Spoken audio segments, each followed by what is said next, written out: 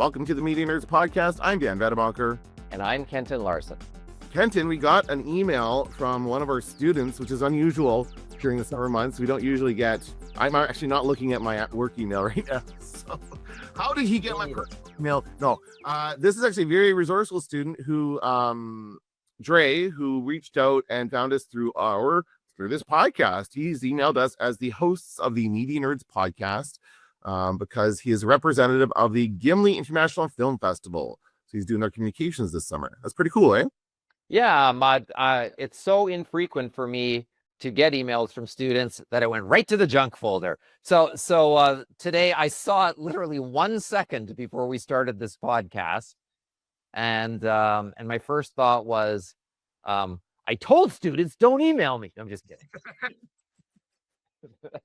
He says, thanks a lot for all the lessons. It's all getting put to the test, from radio ads to travel Manitoba ads. So he's like tying in the stuff he learned from us this past semester. So very nice for saying that. And basically, it's just information about the Gimli International Film Festival, which is running July 23rd to 27th. So it's in a few weeks. That's good timing, I would say. Like when I'm thinking about, what am I going to want to do in a few weeks, I may want to go down to Gimli and check out some of the lineup. Have you ever been to the Gimli Film Festival, Kenton?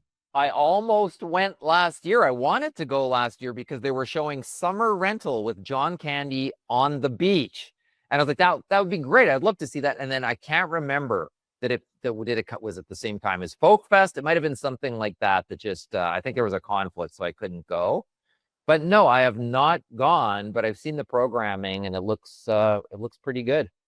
Yeah, it looks good. And yeah, they do stuff. One year they show Jaws on the beach. That's great. They usually show like a film like that as their kind of beach screening, and it's very cool to although I've never been, I imagine it's very cool to watch a movie on the beach like that, especially one so closely tied in to the place where you are. I love Gimli. Gimli's a beautiful town. If you've never been, it's just incredible. It's a very short drive away from Winnipeg, and it's very cool that he's doing good work for them. He's getting the word out about the Gimli Film Festival. It's the 25th anniversary of the Gimli International Film Festival, or GIF as apparently it's known. GIFF. GIF. So there you go. It's half as old as Jaws. That's right. Exactly half. Yeah, so that's cool. I thought that was nice to hear from Dre. I don't know if I'm going to be able to make it. I can't remember what I'm doing that weekend. But if I'm able to get out there, I would love to go see a movie on the beach, like for sure. It's a very cool. Local film festivals, I think, are important. They're going to become increasingly important, I think. Yeah. As we go into this new media landscape where maybe Hollywood doesn't have as much reach as they used to, I think there's going to be opportunity for locally produced films or like more locally produced, meaning Canadian produced films, to be more prevalent in society. I think that's going to start happening more. Yeah, I think so. And I think, I know last year I checked out all of the programming and there was some classic movie. I think they showed the classic movies on the beach and then the other ones not on the beach, but I would be interested. I've not looked this year, but I'm interested to sort of see what the plan is. It sounds like a great place for a film festival. And I was in Gimli not too long ago, and when you're there, it looks like you're on the Atlantic Ocean. Like you would just have that's why in Canada we say coast to coast to coast. We throw in that third coast just to rub every other place's nose in it. I thought they're talking about the North Coast there, Kenton. Well, they are, but where do you think Lake Winnipeg goes? I guess eventually it does, yeah. The other thing you can do while you're in Gimli, you can visit a part of the Gimli glider, which was just brought in. Did you hear that? So that is the famous it's like a 747, a massive jumbo jet that was brought in gliding because it had an engine failure. It happened in like the 80s. Huge thing. Yeah. And they celebrate it every year on the anniversary whenever that happens. It's a big deal every year here. But that's also fun. They have a little museum out there that you can see some stuff from that event. So that's very cool as well. It's a lovely little town. So maybe I will go. I'll check my schedule. There's a great bakery. There's a brewery and a tap room, which is quite nice. There's a nice little, like a clothing / other stuff store on the main strip as well. Lots of nice stuff. Lots of great stuff. Buy a 6-pack of beer while you're there. That's what I did. That's what I did. Yeah, and that's again that brings back memories of going to Gimli during Sunfest because I went to Oh yeah, Sunfest. That used to happen right by Gimli, right so outside, did I. and we had to go in town to get beer. Were you there? Did you go the famous Pearl Jam year? Yes, Oh yeah, absolutely. me too. When nobody talks about it. So we're like, we saw Pearl Jam before they were famous. Yeah, we did, but the sound was terrible. I remember it. They brought their own sound. You heard about this band? I was just excited to see them. Yeah, I was just anyway. Okay, this week I want to talk about cable TV. Kenton, you've been looking at your cable TV options. yeah, I did it last week. See if you're time to cut the cord, and maybe we'll wait till the end of the podcast to hear your decision of whether or not you're going to keep it or not. But let me first by ask you by what did you start by looking at? Like, was it what you were have and paying and that kind of stuff, or how was it? The first thing I did was I looked at the bill, and you see, like, the problem is bundling, my friend. That is the problem. It makes it almost. They've made it they've made it so that somebody like me who does not give like, you have 249 channels in this package is basically what I've got. Then there's separate channels that I paid for, that I pay separately for. That's easier to look at and decide. Then there's Wi-Fi and equipment like PVRs, whatever, any of that stuff. If you didn't outright pay for them, then those are on there. And then there's features like that aren't channels, but that are like, I had one called Time Shift. Like, what the hell is Time Shift? I don't know what it is. Yeah. That's when they have you get all the channels from all the other Yeah. time zones, right? So you can see, like in Vancouver, it was very handy for when even before PVRs, I used to get that because then if you missed like whatever show was on at 7 p.m., you could see the later broadcast of it in from Vancouver. That was pretty handy back in the day. But yeah, it doesn't, like in an increasingly on-demand world, what you're talking about to me seems like just a bunch of like streaming channels, right? That's what cable TV is, just a bunch of channels constantly putting out content, which is now known as streaming. But I don't know. For me, it seems like that's the people aren't just going to sit there and just like flip through the channels. Do you still do that? Depends. Like, if they're like this weekend because of the flooding in Texas, and what a disastrous story that was. I was interested in updates on that. I kind of wanted to know what was going on. I had a friend who used to live in Texas, so I was kind of curious, like, how close would this have been to his house, etc. And so I was flipping between CBC, CTV, CNN, and BBC, between those, and just like not like basically all day long, but like every now and again. And like, you see a commercial on one, so you go to the other. Sometimes I will, like, if there's a hockey game I want to see, which TSN channel is it on? And you're like and might just say Sports Center. It might not have the name of the team, so you got to sort of flip through them to see. And once in a while, when I'm looking for, like, I got a little bit of time to kill, I wonder if there's a good classic movie on, and I'll go between TCM, Crave, HBO, and then the Hollywood Suite. I'll just look through all of those and just kind of go, what if, but apart from that, it's not like I sit there like in the old days and just go, like, Right. like, go through. Like, we used to have a TV guide, like we had a physical TV guide. We had the channel. There was that channel. You still get that at hotels. I find that so charming when I go to a hotel and they have that old channel. You have to sit there and wait for it to scroll very, very slowly and see what's going to be on. And you have to go to that channel. Like, I don't want to watch this. No, go back to that channel, see what else is on. That was kind of awkward.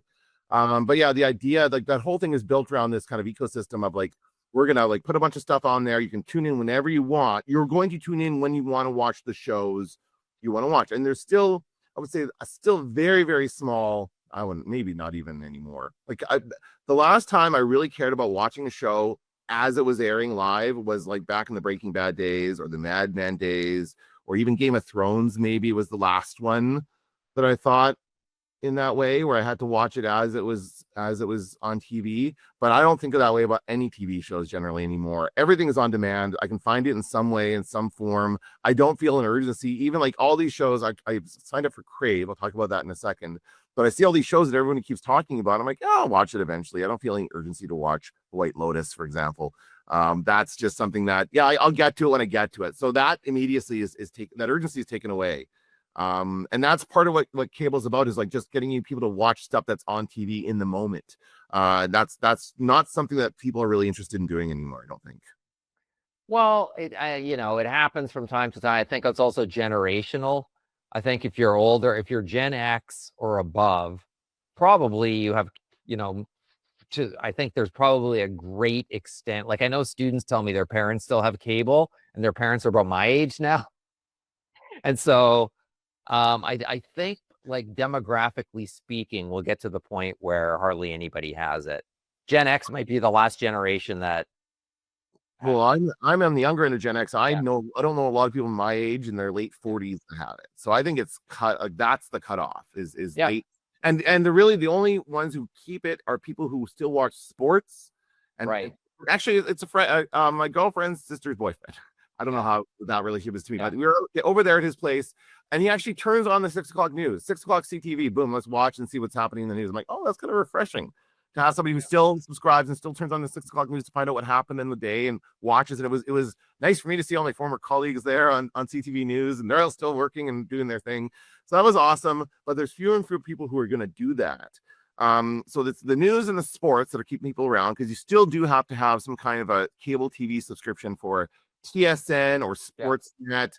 Although with that, you do get access to their whatever their Plus app or whatever they're calling their TSN Plus or TSN Extra, whatever it is. You're shaking your head. Does that not? Don't bother. Don't bother. I don't bother with that. I don't bother with Well, you can just watch it on TV. Have it on TV. right. It's on your TV, and you can sign into your all of your TV channels and watch them on your laptop too. That's the other thing you can do now. So it kind of like, why do I need the app? Like, So what does uh, that look like? Is that just like a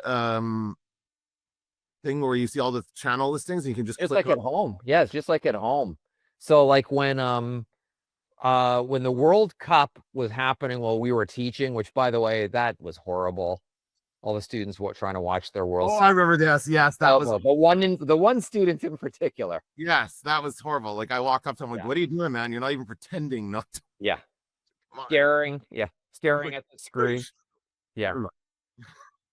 Yeah. Anyway, Well, when that was going on, what I said to the class, if you don't watch it while I teach, then for the last 10 minutes of class, I will put it on the screen. And they went, okay. And so that's what I did. So at the end of the class, I would just broadcast it to the digital projector. And some of them didn't have access to it on their laptop, so that was like a real value added for them. But from time to time when I'm at work, and if there's some big breaking news happening somewhere, that's when that's most useful. But it looks just like your home DVR or PVR box. All the channels are there. You just double click on it and you can watch anything. It's very useful if you like, for people like we kind of don't have time to do that because we're teaching, but for people who sit at a desk all day, that's pretty good. Pretty good, and it's free. okay. So you say bundles are the problem. So they have all these bundles and they put the channels together. So if you're able to choose, like they have like I've heard actually recently there's been some pushback over the skinny cable package that they're forced to offer for like $29.99 and get your basic channel package or whatever. That was supposed to make the cable more accessible to lower income families, that kind of stuff. I don't know if that's really played out that way. It's a product nobody really wants, so even if it's cheaper, nobody's going to want to buy it. I don't know if that's really gone as intended, but anyway, they complain about that kind of stuff. They want to be able to bundle it. They want to be able to bundle it. But are you saying they should just offer everything a la carte and you should be able to just make up your own? Like these are the channels you want, and that's it. They do offer it all a la carte. You can do that. Oh, okay.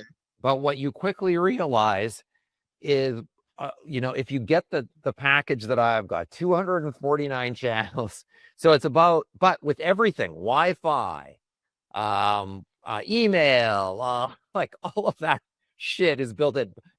All of the equipment that you need, the wireless, like fiber. I've got a fiber, so which is the fastest internet at home, which you kind of need now. And so if you do all of that, it's going to be about 200 and some, like the high end of the $200 range. Mm-hmm. And for all of that, so you look at all that and go, okay, well, I got access to 200 channels. I'm paying about $1 a month, okay, for each channel.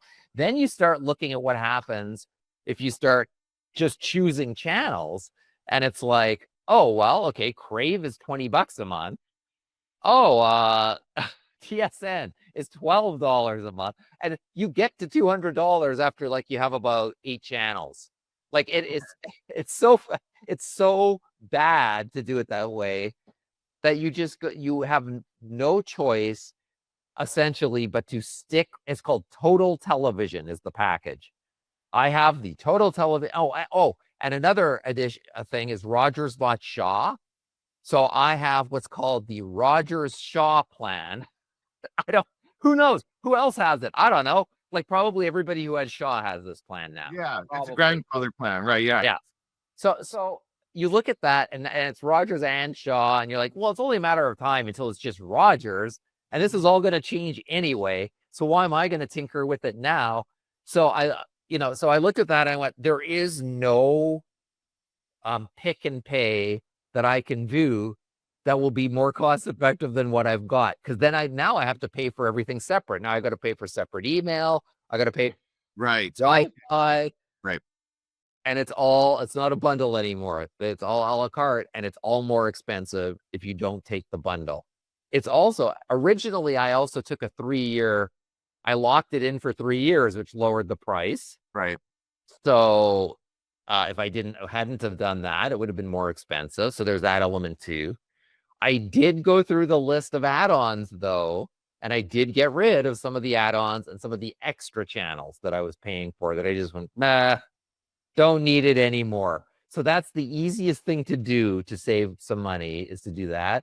But it is not, if you think you want some cable channels, good luck. And then you also have Wi-Fi and you also have email. For Crave, for example, Crave, $20 a month for Crave. That is like a cable package, but it is also a streaming service. And I can get access. You do not need a cable TV Nope.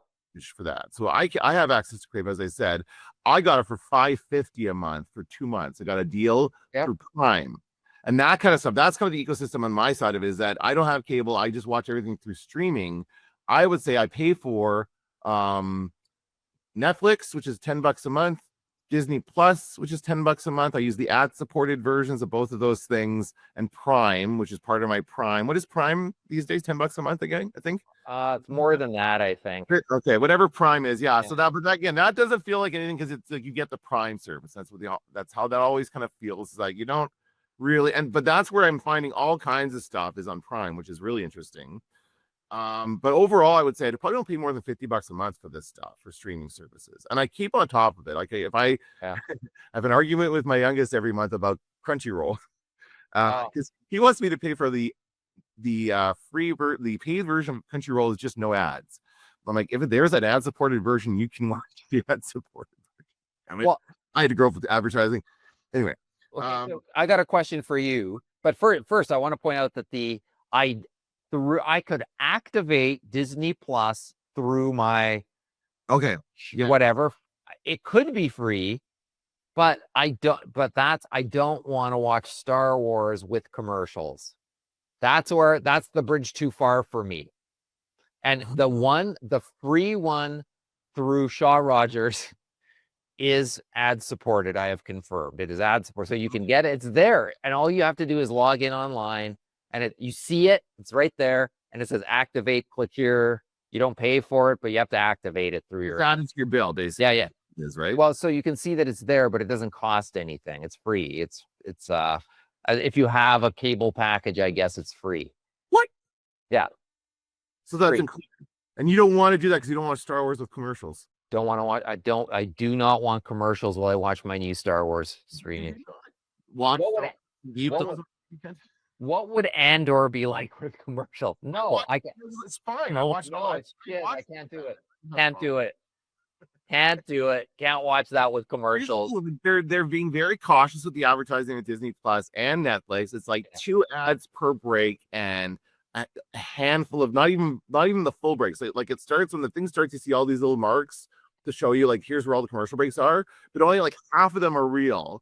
Because here where we are, not enough people are buying the ad space to use it. And so instead of just running the same ads over and over again, Netflix and Disney Plus just don't run anything. That's a better idea. So the ads are all fresh, but it's only like 2, and then you're back into the show. So it's not too bad. So my question for you, which of the streaming, because you're on top of those streaming services, which of those can you pause your subscription, and which of those must you cancel? I don't know. That's interesting. Pause. Is that like a new thing? Yeah, I think I looked it up online, but here's the problem.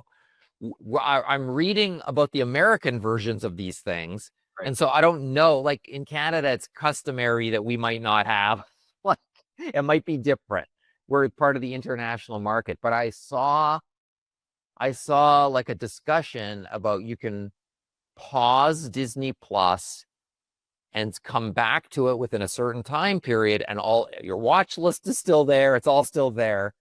But apparently, and once again, I don't know. I've not tried this. Netflix, I think, deletes if you pause it, then it deletes your watch list and everything else. And so you sort of starting from scratch. And so what? I've done that several times. This is not a big deal. Do you use the same account when you go back there? I've had 3 different accounts for Netflix and 3 different emails. The email is the kicker. So and I only do it when I need there's a deal and I can get a deal on Netflix, I'll do it. I've done it a couple times. I would imagine that it's funny because it sounds so much like what cable TV used to do to me when I would cancel my cable TV in the summertime. It's very common for people to do that because it's nice out. You're going to go outside and spend more time outside. So people cancel the cable. They say we can put it on pause for a month or 2 and it doesn't change and then you can bring it back. I can't remember what that was, and I did it because it was cheaper somehow than because there's a reconnection fee or something like that they would do. Right. But that sounds like that where they want you again. They don't want you to turn it off and turn it back on again. They don't want that churn. They want you to come back to it, or they want you just to set it and forget it and then just have the payments go through automatically. Right. Which I'm sure is what happens for most people. But I'm on top of it. Like the Google, so that Crave deal. And I only got it because I was looking for Superman movies. I've been watching the Superman films. I only own a couple of them, so I have to watch like all the Superman movies before the new one comes out this week. And a couple of them are on Crave. So I thought, well, what the hell? I'll try Crave, $5 a month. That's a good deal. And there's enough stuff on Crave that I want to catch up on now and haven't had in a while. So there's some series on them. Maybe I will watch White Lotus because I've got it for 2 months. But again, that's a deal I was able to get because they're offering all kinds of deals on all these streaming services. By the way, go into Prime and look into Prime, and you'll see all these offers of like 99 cents a month for a Hollywood Suite, for all these things that you have, all these same things. They're just kind of dividing it up to smaller little packages and offering it in that way. So basically what you're saying is that you pay this amount of money for the big package and you don't feel like it's worth just getting the ones that you care about, even if it's like close to the same price. You are going to pay the same price and have no choice. Have only the choice. A lot of stuff you don't choose anyway, Kenton. Like how often are you watching the Golf Channel? I'm sure that's part of your package. Like that. Well, sure. Well, true enough. But then how many times are there things that I read about and go, oh, shoot, I want to watch that. And then I go, oh, just set a recording or whatever. Or like I can watch it on demand because for most of the channels on there, you can then watch the shows on demand as well. So there's that element too. So I just think there's just enough of that kind of stuff that I like having access to, and that like once in a while there'll be like some weird Canadian documentary or something that you're just not gonna see anywhere. It's gonna, it's just gonna be on somewhere on a Canadian, or CBC is famous for doing stuff like that. I still don't understand the difference between Gem and what they're showing on their regular. Like they'll have a movie that won't be on Gem that they'll just show on TV, and you're kind of go like, "Whoa, like why is that?" Doesn't make any sense, but it still happens. And of all the Canadian news organizations, CBC is really the only one that is embracing kind of the streaming aspect of things, because they are available. Like the free version of this, what they call fast television, free ad supported television. Yeah. So your Roku, your Pluto TV, your Plex, all these different things. They all have streaming channels very similar to like a cable channel, but it's all kind of older content. None of it would be considered what they call premium content. And CBC kind of still does that, where they don't offer like they feel, I guess, that the premium content is their news channel, their CBC news center, whatever they call it, news network. That's the only thing they charge for. It's $5 a month or something to get that.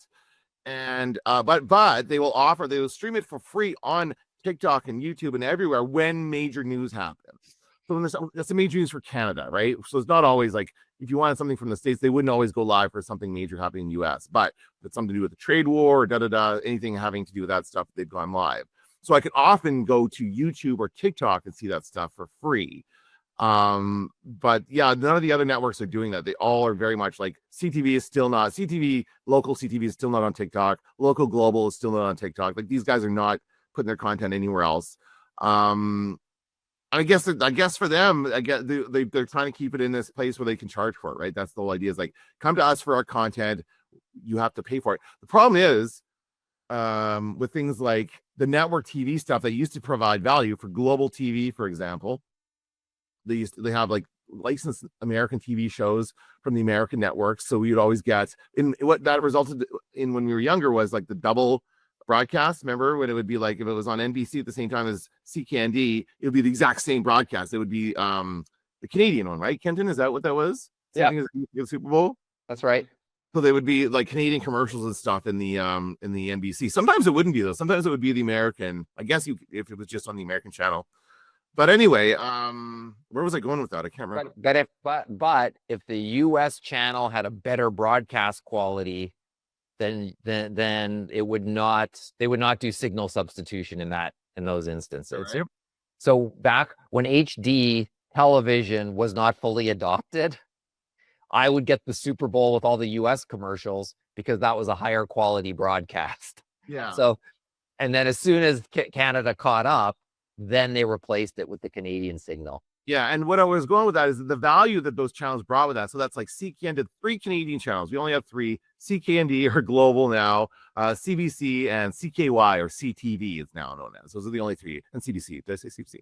Anyway, the value the American programming brought was that for people who didn't have cable, this is like in the broadcast TV. So if you just had rabbit ears and just got those 3 channels, then you could watch the A-Team, for example, on CKND and see Canadian ads. That doesn't exist anymore because we can just go directly to the source for wherever. There's no value, I think. I mean, there was this big deal made when I think it was Chorus Entertainment lost access to a bunch of American properties like HGTV and Home Shopping Network and all these like channels that were like kind of bundled together, these lifestyle channels. And Rogers bought the rights away because Rogers is, again, they're taking over Shaw, so they're launching their own kind of channels and stuff like that. And I don't know, I remember seeing all these articles like, oh no, what are they going to do? They lost all these things. They shouldn't. That kind of stuff doesn't provide any value anyway. What they ended up doing was creating their own versions of those things, which might work. They might not work. I think that's a better idea than just trying to get somebody else to do the content. Like, creating your own version means that you're in control of it and you can make the money from it. But yeah, there's no point in Canadian TV channels rerunning American shows because, for example, one example is the show 911, which I was watching with a friend of mine and did a little podcast about. It airs on Global TV in Canada, and then the episodes are available on global.com. They have very strict rules around like how long it's free for. They're really kind of creating the website to be there for if you missed it and you didn't PVR it, then you can go watch it on the website to catch up. But it's only going to be there for a few days after the episode aired, and then it goes behind a paywall or something like that. Or you have to prove you have a cable subscription. That still exists for quite a few of these websites. Yeah, it won't be there. So yeah, you can catch up on that way. But also, by the way, it's available on Disney Plus. All the 911 shows go up there immediately because ABC is the original network, which is owned by Disney, so they like put it up live. Disney's also started streaming stuff recently. I noticed that happened quite a bit over like the last U.S. presidential campaign. Some other things happen. Disney started to stream. So how long is it before Disney just starts streaming ABC on its own platform? So you won't need access to cable TV to get ABC. That happens for Crave, by the way. I have my Crave access. I have access to the live channels of Crave, and that includes HBO. What else? They have a couple different Crave channels, a couple different HBO channels, and that's all included in my $5 a month that I'm paying. It's crazy. That's one of the things that I noticed though is that to save real money. All right. Like I save some money based on my decisions on my cable package, which is great, good.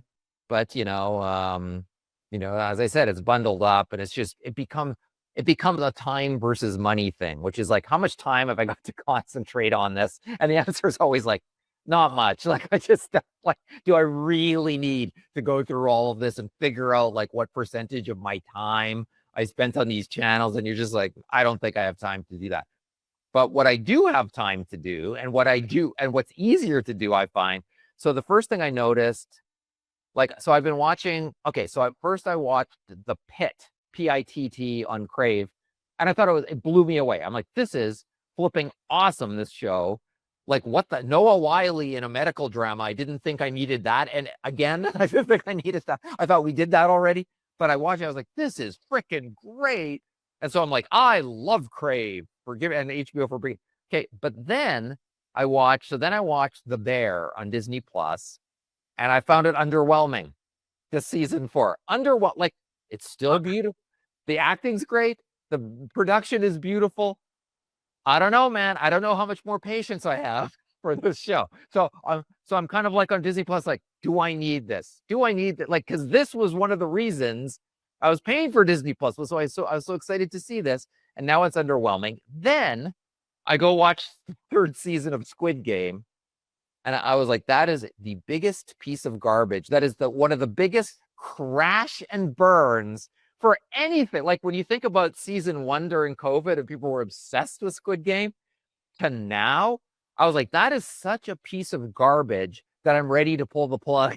Like, if this is the best that Netflix has for me, so I think you can save more money faster by yanking streaming than you can but once again, it depends on your viewing habits. I don't think that I should be, like, right now, I feel like a bit of a schmuck for paying for Prime, Netflix, and Disney Plus. I don't think I think I have one more thing I think I have on my watch list on Netflix. I don't even remember what it is. And I think when that one's done, I think I might be good for a while on Netflix. Apple TV Plus. How about Apple TV Plus? Do you have that? Not right now. No, I'm saving it. I'm waiting for new seasons of specific shows before I come back to it, because there's a lot of great content on Apple TV Plus, but not enough to keep me like interested on an ongoing basis. The problem is, like, you start to realize, oh, I'm not really watching much on this platform, so it's not going to be worth paying for. So then you start to cut back on it. I'm trying to, and it's so frustrating trying to find a new show these days. Like, I really have a hard time with that. Like, what I'm trying to do is go through Crave and find the old HBO stuff that I didn't watch. By the way, I caught up on The Wire. I watched seasons 2 and 3 of The Wire. I have those on DVD, and now I can watch the last 4 and 5. I can watch on Crave because it's part of HBO, right? So I was looking for that kind of stuff that I was missing. But honestly, like, it's you start to feel like, is this worth paying for this platform? Sometimes there is like a single show that will keep me subscribed, and then Sure. in case I have kids who like to watch, like, there's a lot of stuff on Netflix my kids like to watch. Like, this Luke's always watching either reruns of Superstore, or he loves those comedies from that guy who does all those shows. He did like The Office, even though he won't admit to it now. And also what else? Like, he's always watching something like that. And also there's Avatar: The Last Airbender was a show that he likes. This is on Netflix. There's all the Ghibli movies. So there's stuff on Netflix that he really likes, so I'll keep it for them. Disney Plus, the only thing on there that we watch with any kind of regularity is Bob's Burgers. Oh, sure. And like, even the Star Wars stuff, I'm like, I don't really want to watch right now, but I would come back to it. Like, I would want to come back and rewatch Andor again in a couple months, maybe. So I would like unsubscribe for a few months and then come back to it. Like, that really feels like a better idea than just paying for it no matter what. Because there's not, again, like this, you're saying the new content coming out is not great. There's no guarantee that the new stuff is going to be good. Like, I really don't have any desire to watch anything on Disney Plus. Anything they're advertising to me, Ironheart, I don't want to watch that. Oh my God, no. There that I want to see. So I'm not interested in any of that content. Right. But in general, I think, like, there's always been good TV, and the great TV we've got now is better than it's ever been. Where, as I say, Andor is like one of the best shows ever. And The Pitt, I mean, it blew me away. Like, a show that I didn't even know I wanted to see. from the word go on that show, you're like, I love this show. And like that still exists. But generally speaking, and I actually think Apple TV Plus is the most guilty here, with the exception, there's exceptions to every rule here. But I think the show that starts amazing and ends badly, I think we're kind of in the golden age of that. Where the folks who created the original great show move on because they're great, and original. Another job, yeah. Right, and they bring in the next the B team, and then the show just kind of slumps. And I think we're all trying to figure out, like, including the streaming services, are trying to figure out, like, what can we, like, how much do we need to give people, and when does it become too much, or when is it too little? Like, when are people going to unsubscribe? So I think we're all playing that game right now. But and I also think, just in general, I feel guilty about the amount of TV I watch. Like, I watch quite a bit, I would say. Like, not during the day, I don't, but at night, when, at the end of work, when you're just dead, you're so tired at the end of the day, and you just slump down on the couch and on it goes, and it's great. You eat dinner, it's comfortable, and I just think my life would benefit if I didn't do as much as I do. If I did a little bit less. Like, and I do lots of reading as well, so that's good. I always keep that up. Like, that feels good. That feels like I'm, like, adding to my brain. Whereas when I'm watching TV, I don't necessarily feel that way. So I think that the reason, so the short answer is or long answer rather, is that you're keeping your cable subscription, but you just kind of shaved it down. Shaved it down. I'll tell you what I got rid of.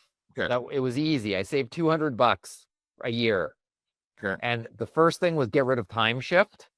Okay. And I looked there's 1,000 channels on Time Shift. Not 1,000, but whatever, hundreds. And I looked at them and I'm like, none of them really, like, I don't know how I got talked into it in the first place. Maybe it was part of a path. I don't know. I don't know how I got it. Mm-hmm. That was the easiest thing, because it doesn't matter to me. I don't need to see CBC from Vancouver or whatever that is. It just doesn't matter. So I got rid of that. And that was something like $10 a month. So there you go. There's $100, more than 100. And then the next thing I got rid of, I was paying extra for CNBC, only because I think I was in the middle of a show on CNBC that was halfway through a season. So I was like, okay, I'll just pay for it and then cancel it. But then they also had marketing documentaries, which I would sometimes show in class. And they were quite good. They were good marketing documentaries on, like, the highs and lows of McDonald's kind of thing, like 40 minutes long, like just the right amount to show a class without taking up too much time. So I used those for, like, not every one that came along was great, but it was like just enough here for discussion, even in class, that I sort of wanted to keep it. But I looked at it and I was like, you know what? That's like $8 a month. Like, bye. So I got rid of that. So there you go. There's the rest of it. And then I'm still paying extra for TCM for my classic movies. It's not much. It's $5 a month, I think. And I'm also paying extra for BBC as a separate thing. Oh, BBC and Crave. Okay.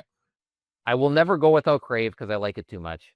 Yeah, I gotta say, BBC is a weird one. Should I get rid of BBC? I just couldn't do it, but maybe in the future I can. What do you get with BBC? Do you get all the TV shows and stuff, like all the past shows? No, it's a combination of things. Like, it's not a replacement for BritBox. Okay. Let's put it that way. BritBox is the entertainment arm of British TV. What you get here is all of the live news, documentaries, you get like the British stream for certain sports. Oh, coverage, stuff like that. Okay. Right. Yeah. Coverage of things that you wouldn't necessarily get here, and recaps of things that just you don't see in North America. So, but it's not BritBox. Part of me was like, maybe I should ditch it and get BritBox, but I don't. No, if it's the live news that you want it for, then keep it for that reason. I Yeah. just think now what's going to happen now is that like more people are going to do what you're doing and kind of look at their cable as like things are getting tight financially for everybody. We still live in these times where like inflation is out of control and our groceries are too expensive. So people are going to look at what they can cut.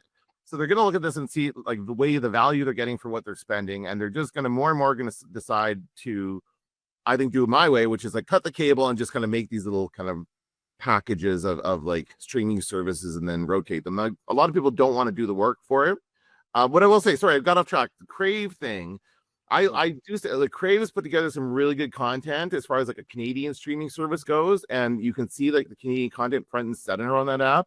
I saw a recent piece talking about CRTC hearings and how someone on, I think it's either Chorus or Bell or somebody on the Canadian media side is saying that the American streaming services, which are all supposed to have Canadian content now, Netflix and Prime and that, are burying it.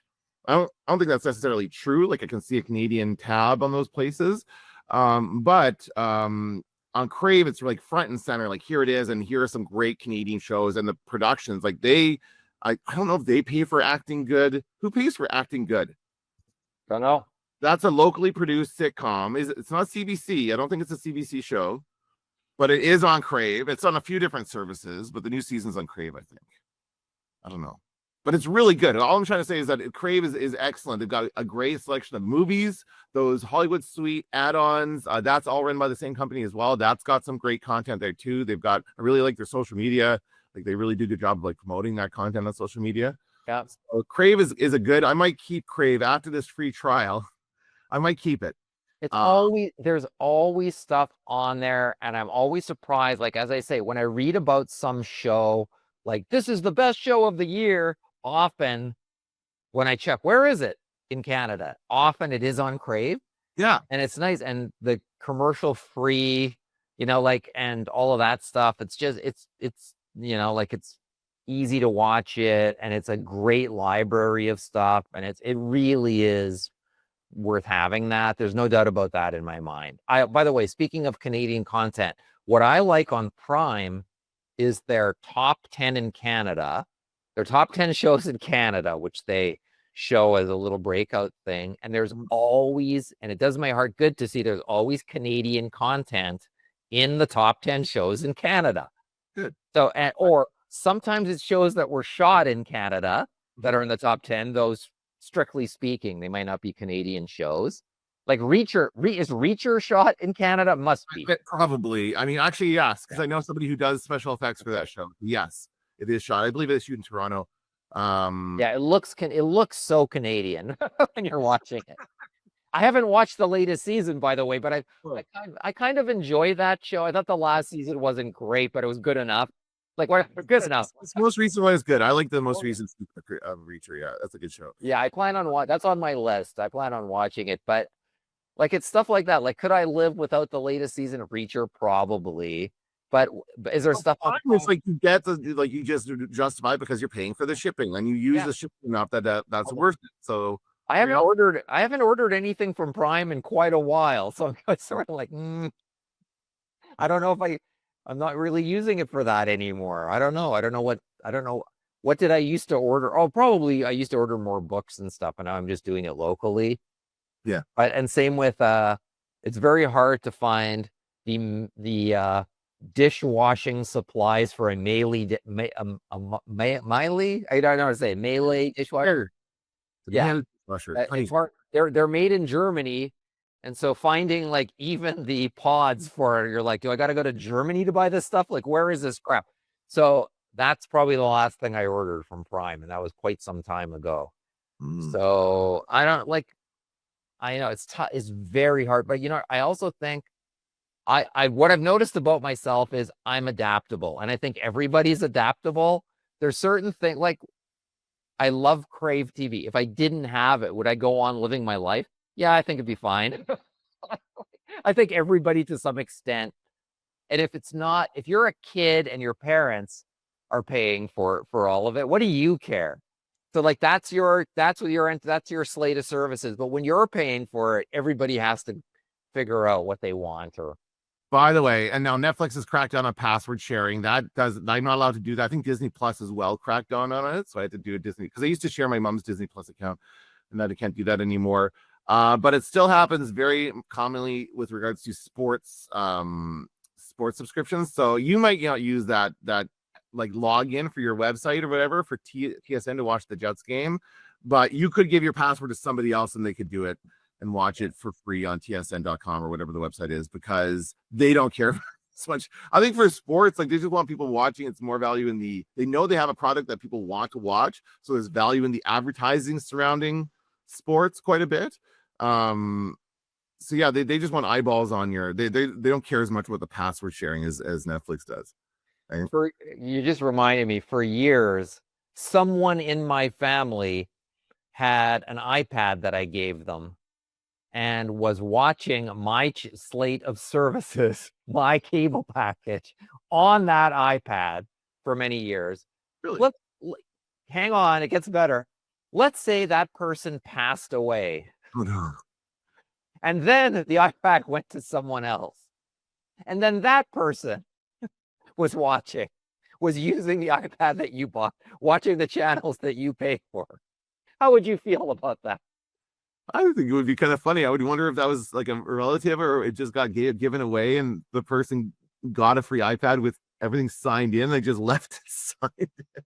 I'm at peace with it, Dan, is what I'm saying. I'm at peace with it. But for a time, it was like disconcerting that was happening. But all iPads eventually wear out. Yes, right. I mean, how long does this iPad last? Really? There's no way it would still be working now. That's right. It was an iPad 2, I think. Interesting. Yeah. Well, I was thinking about possibly signing up for cable again just to see what it was like, but now I'm not going to. I keep doing what I'm doing. Hey, I'm actually interested, and you don't have to sign up to do this. But what I want to know is, like, for somebody like you whose primary thing is streaming, I'd be interested if you looked at this, at whatever the packages are that are available, or the individual channels. What I'm curious is how much would you then, like, if you look at what you're interested in and what you would pay for, I'm curious to know how much that would be. If you have time to look, I'm curious to know, like, I just want to know how much would that cost you for the things that you're interested in, but including Crave. Including Crave. Yeah. Like, because that's essentially. It's funny how that has become the default. Hey, Crave, like it's the only streaming service we have. Like, there's no other Canadian streaming service. Where was the other one that they tried? What was it called? It was bad. I know, but oh man, it was such a funny little name. I can't remember. We all downloaded it. I just turned on. It was the one owned by Chorus. It was Chorus did the same thing. They gave it like no time.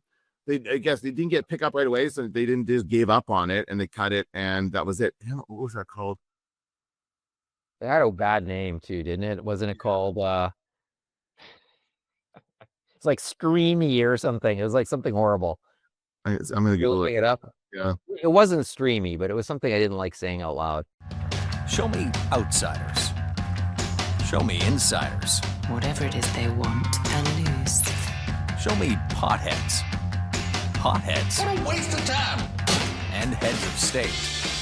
Show me where I can watch all the TV hits and movies I want for one low monthly price, including new hand-picked stuff I can't find anywhere else. How did you solve crime before me? Watch it all on Show Me. To start your free trial, visit showme.com or contact Rogers. They dropped the ball on that because that's really what all Canadian channels should be doing. Like so Crave is owned by Bell, right? And which again, I would say the app is not great. Their interface is not great. There's issues with it. Every time you use it on something, it gets clunky. Now let's just talk about how to watch Global TV for free.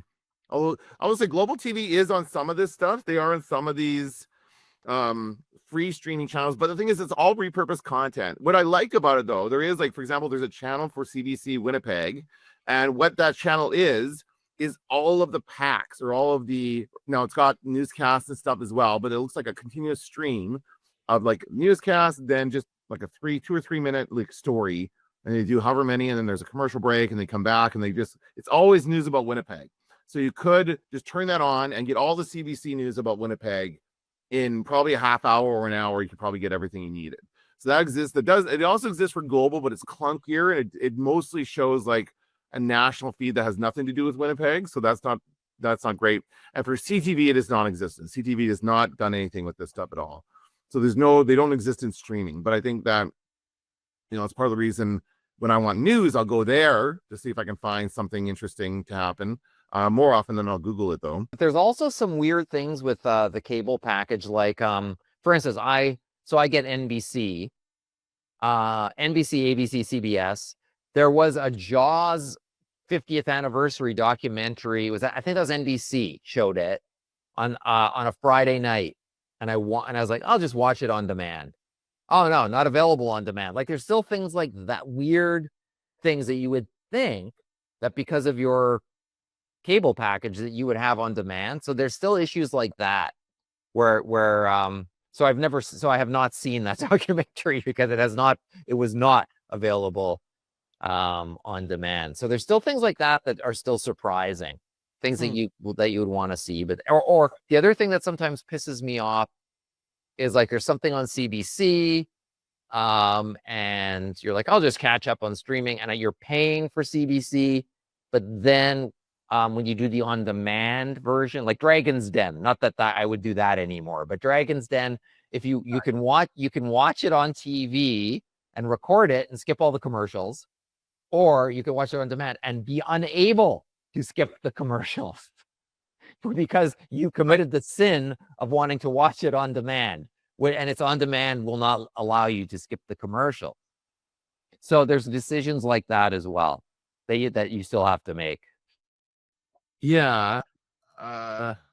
Why can't I skip the commercials when I record it, but I can't skip them when I'm watching on demand?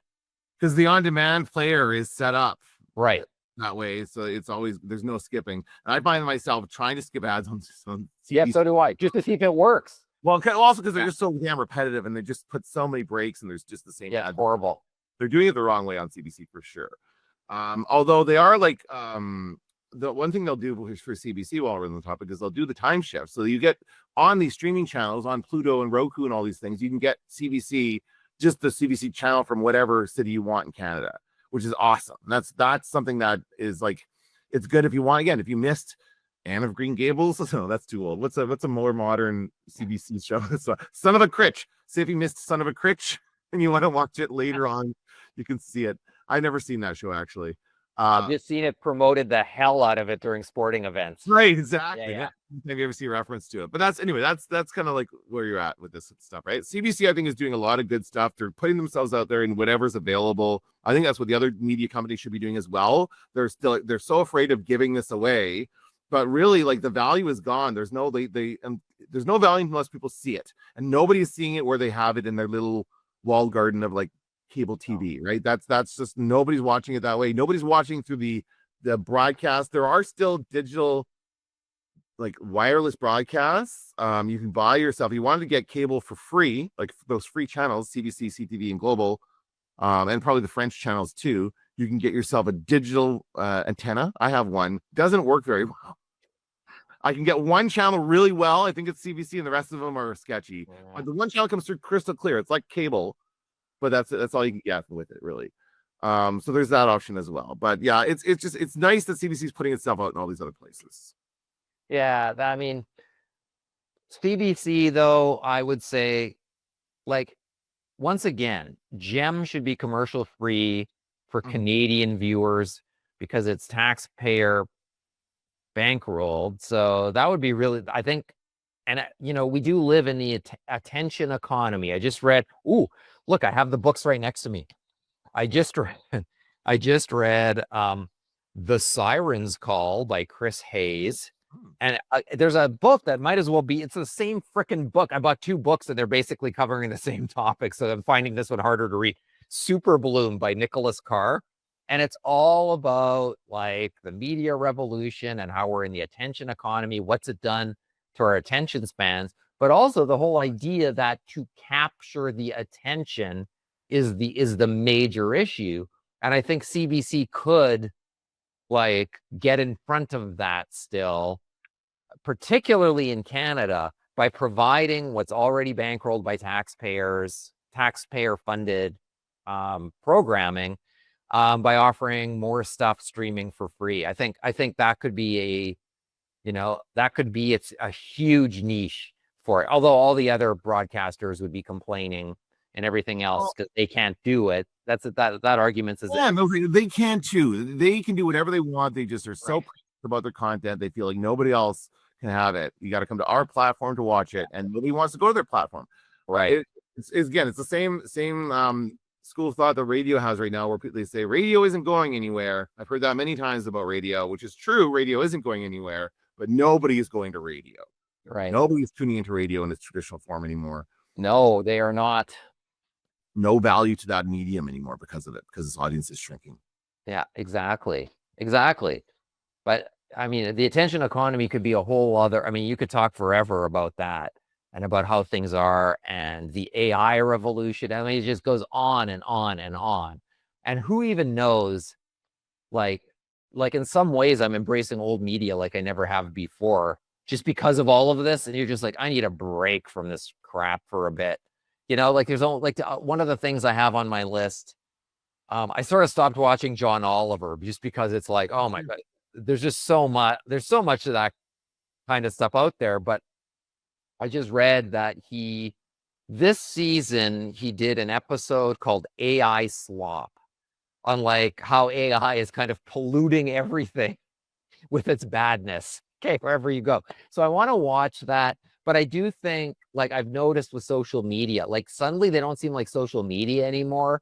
They seem like broadcast channels where only a few have the keys to the kingdom kind of thing. And I just wonder what the future of all of this is that we're talking about. And maybe in some ways like maybe I won't speak on your behalf, but maybe I will be the fuddy-duddy who goes back to his paper books and to his like cable channels or whatever, as a way to not have to be embroiled in that, in whatever this is becoming. Yeah, I think John Oliver is a good example of how they're kind of doing it right, in that they create this piece of content it's premium. At some point when they air it live on HBO, you can watch it Sunday nights, right? Still. I started watching it too. It's just after the election, it became too depressing. I'm easing way back in. I follow them on TikTok last week tonight, and they'll post the full show. If I could go back and watch the whole show in TikTok clips that I really wanted to. But they were fighting with HBO about this because HBO didn't want to put their content on YouTube or these other platforms, and there's this big fight about it. And John Oliver's like, no, we need to put it on YouTube. You keep it on your paid platform the night people can watch it live. They really want to watch it, and they were able to create that. I would say I used to want to watch Last Week Tonight as soon as it aired. Like, that's a funny show. It's really good. I would get into like, oh yeah, Sunday night, let's watch Last Week Tonight. I would get, maybe if not exactly at 8:00, then maybe a little bit later, so a little time shifted on the on demand. And again, it's through Crave, so it's on demand, no commercials as you're paying for that with a premium service like that. And then, but if I don't have the money to pay for that, I still want to see the content, and the content is still important. So then he convinced them to put it up on YouTube like a couple days later, I think is it what it is. I'm not sure if it's exactly the next day or a few days later, but it is going to be available on YouTube, or it is available on YouTube for a while, so people can watch it there. It's just not like they're still making money, by the way. HBO is still making money from the advertising from your YouTube, not as much as they are from their subscriptions, but like the Last Week Night isn't driving their subscriptions anyway. Like that's part of a bigger package, right? So they're just kind of being too precious about the content. So Last Week in the Night, I think, is doing it well. I think they're doing a good job of it, and I'm starting to ease my way back into it. Now that I've got Crave, I'm back on Crave. I will probably catch up on some episodes that I've missed in the last. I will watch that AI Slop one. I've seen some clips from that one. Yeah, I got to see that one. But I think HBO in some ways is also lucky because they got people used to paying for their content a long time ago. So the idea of subscribing for HBO content is it's already people accept that. And even as Canadians, we're just like, give like, we couldn't even have access to it for many years. Like, sort of, we didn't have HBO here until The Sopranos was like in its second last season. Really? Yeah. Oh yeah. I had to buy The Sopranos on VHS tape on eBay to be able to see it. You couldn't even buy it if you wanted to. And I would have Shaw calling me, oh, we're wondering if you'd like to subscribe to to some more channels? And I go, when you get HBO, the answer is yes, I will do it, but not until you get HBO. And then the person would go, what's that? I'm not even kidding. What's HBO? Well, in the US, they have this thing, and you're just like, oh my God, they haven't even heard of it. Like, and we were the same for MTV. We didn't get MTV until there was no music videos showing on MTV. That's when we got it. Who cares about MTV? Oh, that's actually another channel that's showing up on the free channels. Is an MTV retro one for the 80s, 90s, and 2000s or whatever. Yeah. Anyway, yeah, but there's no, that's the thing, there's no like equivalent for cable TV where like it was seen as a service. It was like a utility almost, where you got your entertainment news, everything in this one big package. It still is a utility for you, I guess, because it is bundling in your internet service and your email service and other things like that. Well, so Crave and HBO are the same thing. Yeah, so this is kind of how it is. But there's just like in the modern streaming world, there's nothing that like brings it all together like that, right? But I don't think, again, I think the problem is people don't want it brought together like that. They want to be able to pick and choose what they want. And I think it feels like there's more freedom in the way like I do, where you just pick and choose your platforms and then subscribe and unsubscribe. Yeah, there's more work, but I think I do end up saving money in the long run. And I'm not really missing anything. I'm not missing anything that you're getting, Kenton. Yeah. We're suspicious of bundling because we were all ripped off by it. Of course. But we're also suspicious of a la carte because we're all ripped off by it. Well, and so, but that's the problem. That's the world we live. Like taking a flight, and you're like, oh my God, flights to England, $400, and by the time it's all over, it's like $10,000. Like, oh, what happened to the 400? Like, what was that?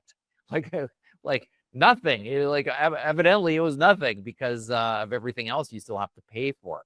Like that's assuming a naked adult is flying, like has like whatever it is, and you're like, well, I want to wear my clothes. Well, that's another $1,000. Like whatever it is you need is going to be another $1,000. One time that's how insurance works.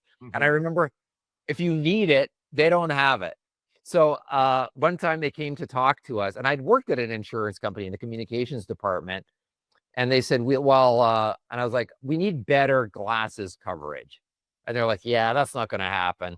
And I said, right, of course, because anything that we might actually use is too expensive for you to give us. So the only equation that works for them is you pay us this amount for this stuff, and that's how we know that we come out ahead. That's the same thing for the cable package. Yep. It's the same thing. We know you need to give us this much so that we can still come out ahead. The house always wins. And it's quite often locked into contracts. So are you locked in again, or are you just no 3? Okay. My 3 years is up. Okay. So that you don't have to do that, but that's what they used to do with cell phones, right? They still do that with cell phones. They just now it's like they limit it to 2 years for cell phones. But now you're locked into contracts. Oftentimes I find they're offering like free stuff. Did they offer you any free equipment or TVs or I guess maybe the free Disney Plus is also an add-on that they offer. Like all kinds of different things they're offering to try and get people to keep their subscription, the cables. There was no attempt. Like, first of all, I could get rid of the channels online by myself, like using the self-serve option. I could not get rid of time shift without phoning. So there you go. There's another barrier. So I phoned to get rid of that and just to ask a couple more questions. I was like, what the hell, since I have her on the phone. And it was actually quick. There was no wait time whatsoever. So I was like, oh, like a miracle. Yeah. But she made zero attempt to try to get me to sign up for something else or to whatever. I was pretty decisive though. I was like, I need to know this. I need to know that. Like I need to get rid of this. Yeah. And it took a little, maybe 10 minutes to do that. And then when I had some questions, I think she was just sick of me at that point. But there was no attempt. There was no hard sell. Interesting. Maybe they're just not trusting, or I don't know.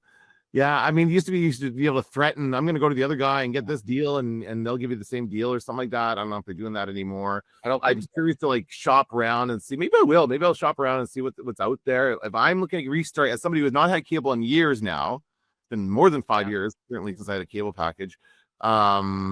What is available to me as far as like packages and stuff? Because we also have Bell MTS, I guess, is another one, right?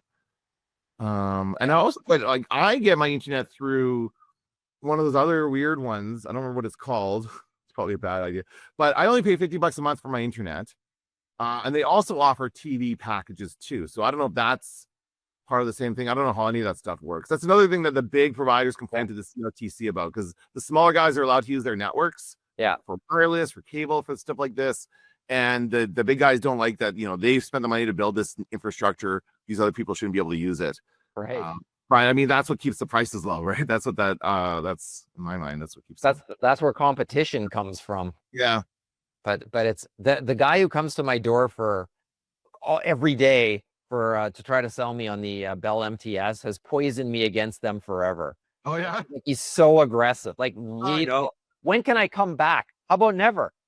Like, you know what I mean? Like, he tries to get in. Can I come in? I didn't even let him get honestly, Kenton. I still open the door and like, close it. No, thank you. Boom. And I close it, and that's it. I don't even give him a time of day. Well, this guy's like, can I come in? And I'm like, no, you can't come in. Like, because then you'll never leave. So I was like, no, I'm sorry, you can't come in. And then he's like, oh, okay, well. But and one day, I'm not even kidding, I saw him sitting in his car on my street, just having his lunch break or whatever. And then he gets out of his car and he just goes down the street, whatever, gets back in. It's the same guy. It's like on a weekly basis. And you get to the point where you're like, I'm calling Bell MTS to tell them enough's enough, that this guy needs to go. He's just going back to every house that he doesn't get a person just to get a person every time. He won't take literally will not take no for an answer, which probably works on some people. Sure, I'm sure. But for everybody else, it's like, fuck off. Salesman or any door-to-door salesman was taking advantage of the person in their homes, is what that is. Anyway, all right. Well, let's leave it there for now. I'll report back. I'll shop around and see if I can look at some packages and see what's out there. But I'll go ahead. I also want to know to our listeners, what are they doing for this stuff? Like, if they're younger, they probably don't have cable. If they're older, they may. And I'm just curious, like, what do people have out there? What are people doing right now? That's a good question. All right. Let's finish up with some recommendations. And I'll recommend, because I do have Crave and I've been watching and going through all the new shows that are on there. My favorite show so far that I've picked, I've only got a couple episodes into it, but I love it. And I don't know if you've watched it or not. It's called Resident Alien. It's available on Crave. I don't know I think it might be, I don't know who the originating network is. Like, I want to say Sci-Fi or something like that, but it might be HBO. I don't know. It's a really good show. It's really high end. It stars, oh my God, why can't K2SO, the guy who plays K2SO. I can't think of his name. Alan Tudyk. Alan Tudyk, thank you.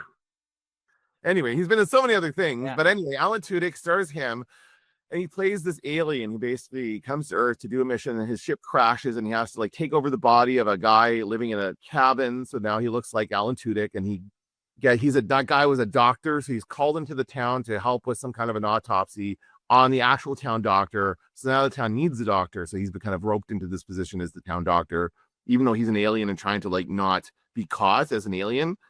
It's hilarious. It's so funny. There's so many good lines, and it's pretty dark. Like, he is wanting to kill them. His goal is to destroy the planet. So I'm sure at some point he falls in love with the humans and stuff like that. But at the beginning, he's ready to kill this kid. There's one kid in the town who can see him for some reason, see him as he really is, not as his Alan Tudyk face. And they're really creative about when they show him as an alien and when they show him in reflections of all mirrors, he is the alien. And it's really good attention to detail. Like, in a small scene, he's just in the room, and then if you look in the mirror in the corner, the reflection is of an alien. So it's really interesting how they do that. But yeah, it's a great show. It's a funny show. It looks like there's 4 seasons on it. So, and the episodes are 45-minute long episodes. It's kind of one of those longer comedies. Yeah. Resident Alien on Crave. It's really good. Oh, that's great. I'm going to recommend something on Crave. I already recommended The Pit. P-I-T-T. P-I-T-T. It's a play on words. And Pittsburgh. It is. And it's Noah Wyle in a hospital drama. Who knew?